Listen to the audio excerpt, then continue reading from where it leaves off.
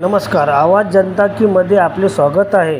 Bahujan Samaj party Nagpur जिल्हा विदर्भ विभागीय पदाधिकारी सुनील डोंगरे व पृथ्वी शेंडे यांची पत्र परिषद घेऊन सचिन कुंभारे माजी कोषाध्यक्ष दक्षिण नागपूर व विवेक किशोर सांगोळे महासचिव उत्तर नागपूर यांनी लोकसभा चुनावमध्ये अनुशासनहीनता व पार्टी विरोधात काम केल्याच्या आरोपात करून पार्टीतून निलंबित करण्यात आला असल्यामुळे पत्रपरिषदेच्या माध्यमातून हे आरोप निराधार व बेबुनियाद आहे असे सुनील डोंगरे व पृथ्वी शेंडे यांनी सांगितले.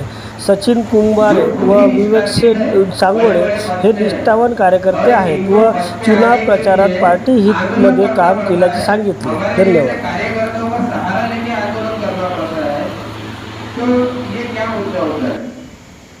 दूसरी बात, आज के माध्यम से अभी मैं बता देना चाहता हूँ कि हम लोग जो मीडिया से आप लोगों से परिचित है और आपसे बात कर रहे हैं तो हम ये किसी के इशारे या आदेश में नहीं कर रहे हैं. ये हम अपने स्वाभिमान की लड़ाई लड़ते हैं और लड़ रहे हैं.